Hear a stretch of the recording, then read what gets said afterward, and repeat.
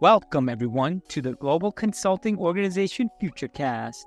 This is our multimedia platform for 2030 and beyond, reimagining the future of real estate, where we share the ideas, inspirations, and ideals that will become the foundation for the future built environment. I'm Amit Egan Datwani, the founder and chief consultant of Global Consulting Organization, and on behalf of my fellow members of the GCO Collective, welcome you to an episode of the next generation of real estate FutureCast. I'm super excited about today's conversation that has been generously sponsored by Egan, one of the world's largest insurance providers. Our work is greatly enhanced with their support, and we're excited to be collaborating with them to transform the neighborhoods, communities, and cities of the future. Gensler, the world's largest architecture firm, is also working to reimagine office buildings and is playing a pivotal role in how we will live, work, stay, and play in the years 2030 and beyond. Our guest today, Duanne, has been instrumental in establishing Gensler's expertise in office-to-residential conversions, where he has driven the analysis of hundreds of buildings for suitability for conversion, ranging from individual buildings to entire portfolios for both the public and private sectors. Listen to part 2 of our discussion as we cover a wide range of topics that includes a deeper dive into the nuts and bolts of the algorithm and how Gensler applies it to everyday use with clients.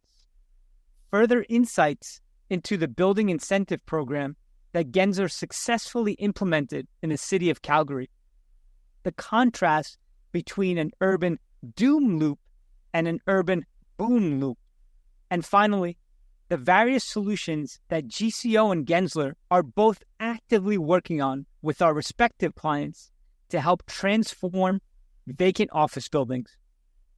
Duanne, so great to see you again. How you doing? How was your trip to New York? Very good. Thanks, Amit. Thanks for asking. I'm doing very well. Trip to New York was good. It's always productive. Always, let's say, it moves quickly. Huh? The city never sleeps. It does. But you were there on a Friday, right? Yeah, I was there on a Friday, in on the Friday morning, out in the evening. So I didn't really have much time. Our office is in right in the middle of the city, just a little bit north from Times Square, and in and out, very busy. Pretty impressive, but I think mostly because of tourism. I noticed this time specifically and remembered that New York specifically, and a lot of the cities that are doing well in some ways, it's not just about office, it's all about different types of uses. And in that part of the city, tourism is obviously an important one. Yeah, and it remains a pillar of inspiration for many cities. And it's going to be very interesting to see how New York City transforms, given that there's close to 100 million square feet of vacant office space. And when you and I had spoken last, we touched upon a few topics. Number one was, what is the future of office? Number two was the algorithm, some of the work that you're doing with it and the purpose for it, as well as some of the use as to how it can help to determine the future built environment.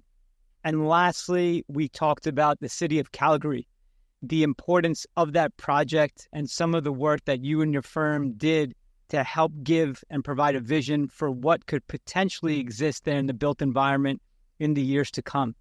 So taking some of those highlights, I'd like to come back to today's conversation and go a little deeper. I know we're limited on time, so we're going to go fast here, but let's dive right in. The algorithm. And we talked about how you and your firm have looked at 1,300 buildings. I'd like to know if you could just share with our audience, if you can give some highlights as to what you're seeing with those findings. I'd really appreciate it. Sure, no problem. I think it's important to note that what we're finding varies to a degree, but there's a reasonable level of consistency between cities and between all of the properties, within all of the properties that we've analyzed. I think the one highlight is that around 30% of the 1,300 buildings that we've analyzed are likely candidates for successful conversions. Now, I think it's also important to understand that the way we look at it is from an architectural point of view and from a value point of view, from a value basis point of view, because there are various elements, and one thing in particular, that can still cause a property not to be viable as a conversion, even if it falls within our 30%. And that really comes down to cost, comes down to basis, what the property value is. I mean, like if you imagine what you're going to be paying for the property, if you buy it, if the value was low enough, it makes it a lot easier to make it work. Or if you are able to, if you own a property, if you're able to write down that value within your pro forma to a lower level, it also makes it easier to make it work. So, that one variable is something that always needs to be considered as a second part, as a second step. But coming back to the algorithm, some of the other things that we're seeing is it's interesting that some cities have higher levels of compatibility than others. And there's a couple of different factors that affect that. One is age of buildings, like what era were the buildings built in? Older office buildings generally have smaller floor plates, historically at least, because of the need for access to natural light. Buildings built more recently, office buildings built more recently generally have much larger floor plates, higher floor-to-floor heights, which is more suitable to at least the higher density way of working and the way offices were used or have been used up to recently and definitely till pre-pandemic. And that makes it a little bit harder for buildings to be converted. And, if you consider all of those things together, it creates these situations where some cities have higher levels of compatibility and others have lower ones. Give you a couple of examples. San Francisco, physically speaking, has some of the highest compatibility that we've seen. But because of property values, very few can work as conversions. Duanne, why do you think that is? Why is it that San Fran has the highest level of compatibility? Really comes down to the city block size. And the city block size has driven the size of the floor plates of a lot of the buildings downtown in the financial district.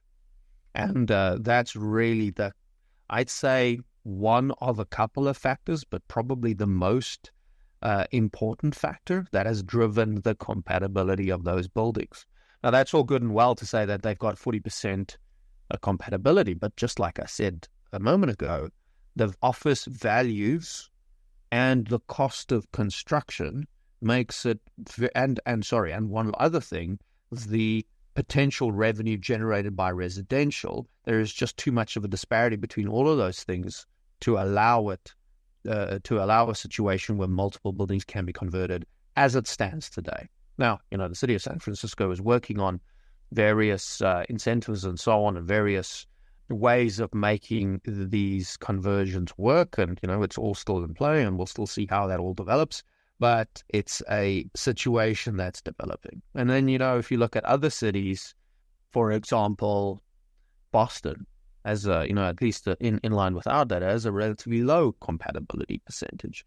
So, I think there's a lot of different things that needs to be considered in different cities and different local contexts from a conversion point of view in order to get to a point where you can say, this is really the amount or the potential that we have for conversion. And just to make sure I've understood this, so we're looking at it from an architectural standpoint. So far, you found approximately 30% from just an architectural standpoint could be converted. Is that correct? Yeah, that's pretty much it. To tell you a little bit more about what we look at physical characteristics. So we look at floor plate, size, proportion, depths, lease depths, window to core depth of a floor plate.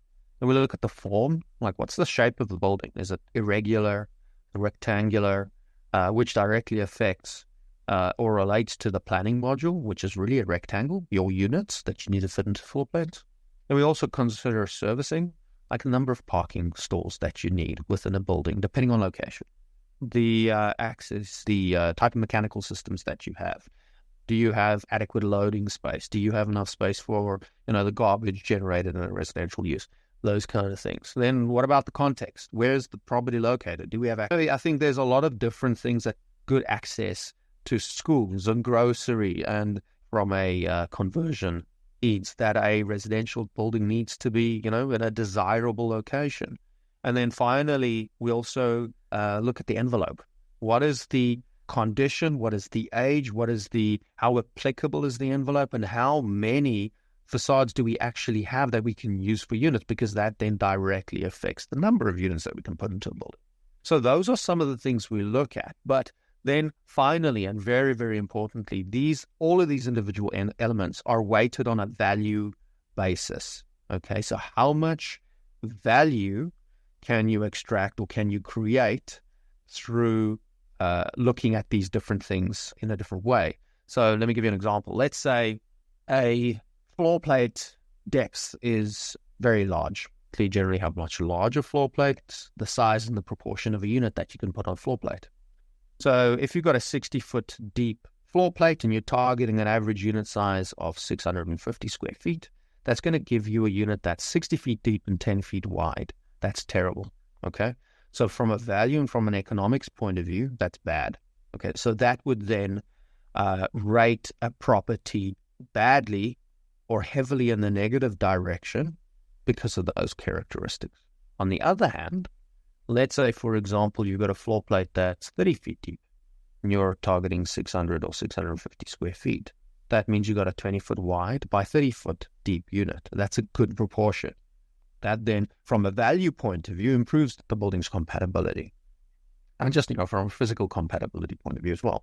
Then at the same time, let's consider an envelope. Let's say you've got an end-of-life curtain wall on a building. And you need to replace that. That's going to heavily score. That's going to score heavily in the negative direction. That's going to affect your value. It's going to basically increase the cost of the conversion, and therefore it has a reasonably high impact.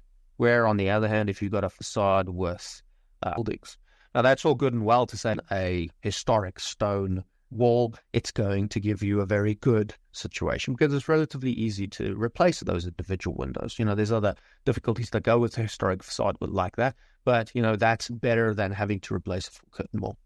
So it's aspects like that we consider, and we that plays it to how the algorithm analyzes buildings. That's amazing. It's great to see the amount of detail that you're looking at these buildings with. And what's a little troubling, though, from my eyes, and correct me if I'm wrong here, yes, it's 30% from an architectural standpoint that we can convert. But when you're looking at it from a numbers standpoint, factoring in the money, we're much lower than that. I think we're close to 5%. Is that right? Yeah.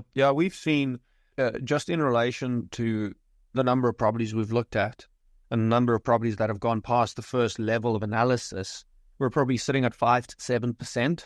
And that in itself speaks volumes, considering that the majority of cities have a huge need for housing, and all kinds of different types of housing, from market housing, luxury housing, affordable housing. Affordable housing is really the thing that we need to consider carefully here. There are so many buildings that can work physically, but what do we need to do? What do cities need to do? What does the federal government need to do in order to help to make those things happen? And, that also, and I think you're probably going to ask a question about this later, but this is maybe a good segue into what Calgary has done. We spoke about this briefly last time, but we ran an analysis. Floor plate, and you're targeting an average units, and, for other cities as well. We've done similar studies.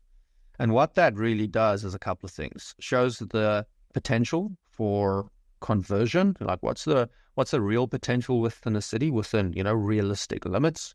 One can then, using that information and some other inputs, understand what the end value of these properties as residential can be, what all of those office buildings value as a going concern would be if you were to not convert them. If you then compare those two, you can understand what the difference is between making an office building converted into residential pencil like what makes it financially viable. And then when you understand what that gap is, one can understand what the type of assistance is in order to get that done. And it's not just about making these buildings work, it's about improving the quality of our cities. Also to consider the impact on cities if they don't do this. Those projects in Calgary, would they have been possible without the incentives that were put into place? I believe it was $75 a foot that was granted. So first question, no, it would not be possible. Okay. And second, your second question, yes, it was $75 Canadian. So they now have a pipeline of 17 properties being converted, creating 2,500 units and removing 2 million or over 2 million square feet of vacancy from that office market, which is, I don't know, roughly 15% of their vacancy, if I remember correctly. We can check the data, we can check the numbers specifically. But, it's a huge impact. And, the final interesting piece of information is that the city invested over $100 million in this program, and they will be recouping that investment in under 5 years through replacing also housing. Wow. So it's not just, like I say, it's not just about, and, many say, oh no, the cities and the federal government shouldn't be supporting developers, property owners and developers, making them richer. But it's not about that. It's about improving the quality of the city through activity and vibrancy, safety, and also enabling the city to recoup eroded tax base so that they can provide services and they can improve the quality of the cities that we live in. Because at the end of the day, this is where we live. A large portion of the world's population live in cities. So we want these places to be safe, and we want them to be livable, and we want to enjoy living in them and continue to enjoy living in them. Agreed, Duanne. And it's pretty scary to see. I believe the number, we're now over 1 billion square feet of vacant office space in this country. And that's a number that's growing. We've got some of these companies that still haven't had their leases come due post-pandemic, which is going to take place over the next 1 to 3 years. And then we've also got the shift of these companies that will be renewing leases, however, are now stating that they're going to need maybe half the amount. So this issue of vacancy is going to continue to grow. This issue of tax bases for these cities is going to continue to be a problem. And the work that you and your firm did in Calgary, I think will serve as a great model for, I think what we're going to need going forward is more of a supercharged program besides just the incentives, for example, that they granted in Calgary. We'll need, as we've seen in New York, in the financial district, tax credits. We'll need some adjustment in FAR, upzoning, just to name a few factors that will contribute to transforming the built environment. And you and I were talking recently about this concept of everywhere we go now, we read about the urban doom loop. And some of what I'd like to just go into right now with you in the last portion of our call is really focusing on this idea of the urban boom loop, which is something that one of your colleagues you had mentioned is talking about. Can you give us a quick insight as to urban doom loop versus urban boom loop for our audience that may not be familiar with these concepts?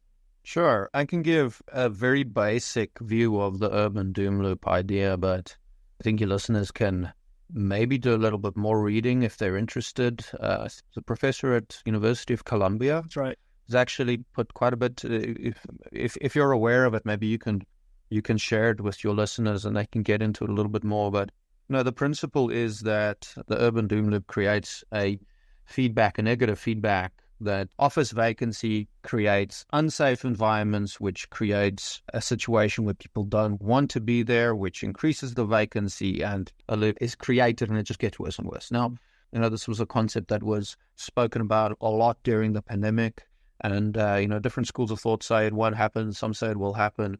I don't really have that much of a strong opinion on it. I just know that we need to look at what the opposite is, which is, as you mentioned, this idea around the urban boom loop. And I'd like to suggest that everybody keeps an eye open. We'll be talking about this in the future, and we'll potentially be putting out some literature on the idea. But really the idea is this. Can we take this situation that we're in at the moment and create a positive feedback loop to really create really fantastic and really successful urban neighborhoods, or central living districts, as I think Amit, you've called it a couple of times. We like calling it a neighborhood district. And the idea is that, number one, thinking about and talking about the principle of a 20-minute city. We've also spoken about that principle quite a lot, where everything's within 20 minutes walk or bike ride. So from healthcare to grocery to where you work, where you live, all of those kind of things, which not only has a positive impact from a quality of life point of view, but it's safer, it improves sustainability because you don't need to sit in your car for long distances at a time, and it also makes public transport much more successful. So if you then take all of those principles, you put it together, you have vacant office space, you create mixed-use environments in a urban living district, so to speak, which enables you to live closer to work, have good access to healthcare because, hospitals and the like, and those kind of services are generally more concentrated within cities. It creates a situation where you have a much better living situation and a much potentially, and this is something that needs to be considered very carefully, a much more equitable system as well, where, not just from a point of view of diverse people with diverse backgrounds, but also from a point of view of age. I'll make one last point, and then, Amit, I'm sure you want to get on to another question, but we're in a situation where by 2030, all baby boomers are going to be over 65, which is 20% of the world's population. It's the largest population group in the world. They are all retiring, and a lot of these people want to age in place. They want to stay in the cities that they've spent all their life in. All of their friends are there. They don't necessarily want to go out into the suburban areas and grow old in a different place. And that in itself gives us a whole lot of opportunity. So, this whole principle, this whole idea of equity, diversity, mix of uses can potentially create really fantastic living districts. And I don't want to say downtowns because, that's physically maybe what it'll be, or from a location point of view what it'll be, but it won't be a downtown as we traditionally look at it. Thanks for that, Duanne. It's a very large topic that we don't have time to fully get into, but it's very exciting to know and see that we've got this opportunity in our lifetime to completely transform the built environment. So it's going to be very interesting over the next couple of decades to see what evolves from this opportunity that we've briefly touched on today. I'm going to, in the last few minutes here, throw some of the solutions at you that we've been providing to our clients. And if there's anything else that comes to mind, please let me know. And this has to do with the question of, so what do we do with all that office space? We first, of course, go with residential. And even to your point of the algorithm, that's only 30% of the solution. That leaves quite a large number. Money aside for now, just looking at from an imagination-driven point of view. Then we look at supercharged, branded office solutions and vertical communities. There's a building in Singapore that's being built called 8 Shenton Way, which is going to be the tallest skyscraper in Singapore, and it offers residential, office, hotel, retail, restaurants, and green space all in one area. And the idea there is to create a city within a city for buildings that are large enough. We then also offer senior living, student housing, life sciences, retail and restaurant complexes, those ideas we see in Asia that are very popular. And then coming down to this idea, which I'm going to ask you about to describe in 2 minutes or less, this notion of a flexible building. How do we build and create something that has flexibility where it's quote unquote born as a residential building, but then somehow needs to evolve in its lifetime, let's say 10 years down the road, into an office building. Can you talk to that point?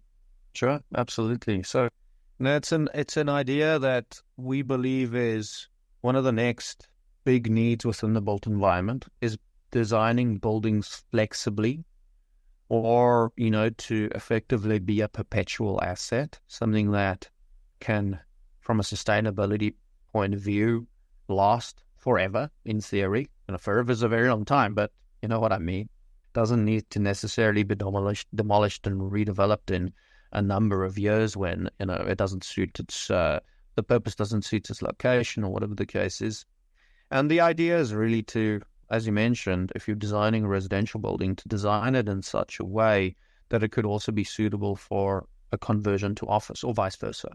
Any new office buildings designed today, also driven by the need for high quality office, because that very much still exists, and also for low carbon or net zero office. How do we design those brand new, shiny, highly efficient buildings to, in 30 or 50 years or whatever the period of time is, to be able to convert into a different use?